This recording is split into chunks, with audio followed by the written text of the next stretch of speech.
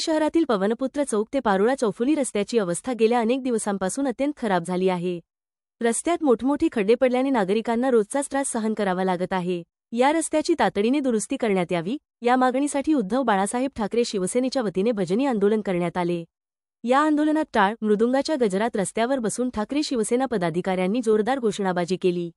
आंदोलनकर्त्यांनी प्रशासनावर आरोप केला की या रस्त्याचे काम मॉडेल रस्ता म्हणून निविदा काढून मंजूर झाले होते, मात्र आजपर्यंत कोणतेही काम झालेले नाही। शिवसेना पदाधिकाऱ्यांनी टीका करताना सांगितले की या रस्त्यावरून चालताना नागरिकांना असा अनुभव येतो की जणू आपण चंद्रावर चालत आहोत। दररोज या रस्त्यावर लहान मोठे अपघात घडत असून नागरिकांच्या जीवाशी खेळ सुरू आहे। तक्रारीनंतर प्रशासनाने केवळ मलमपट्टी करून काम केल्याचा देखावा केला असून काही दिवसातच रस्ता पूर्ववत खराब अवस्थेत येतो, असा आरोपही यावेळी करण्यात आला। ठाकरे शिवसेनेच्या कार्यकर्त्यांनी इशारा दिला आहे की येत्या 8 दिवसांत जर रस्त्याचे योग्य काम न झाले तर तीव्र जनआंदोलन छेडले जाईल।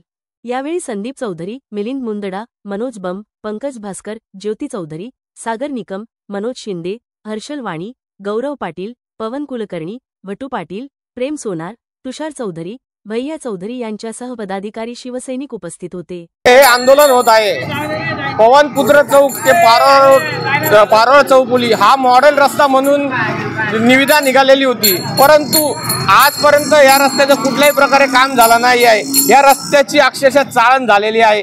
इथे या रस्त्यावर चालताना असं वाटतं की आपण चंद्रावर फिरतोय।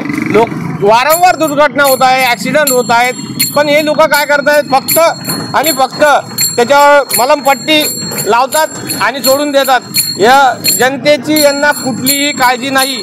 तरी आम्ही आज हे सांगतोय, शिवसेनेच्या माध्यमातून उद्धव बाळासाहेब ठाकरे यांच्या माध्यमातून इशारा देतो सार्वजनिक बांधकाम विभाग व मनपाला, जर येत्या 8 दिवसाच्या आत हा रस्ता झाला नाही तर पुढचं आंदोलन हे शिवसेना स्टाईलने असेल आणि याला जबाबदार सर्व प्रशासनात।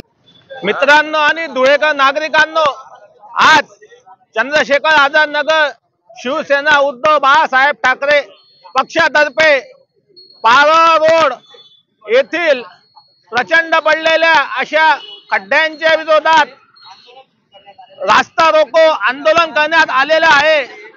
आमची सार्वजनिक बांधकाम विभागाच्या विनंती आहे की मागच्या वर्षी सुद्धा गणपतीच्या 1 महिना आधी आम्ही आंदोलन केलं होतं, त्यांनी छुटूक मुटूक मुरुम टाकलं होतं, पण आता या रस्त्यावर ना वराडे अंडे विक्रीपासून तर थेट पारोळा रोड चौफुलीपर्यंत प्रचंड प्रमाणात खड्डे पडलेले आहेत।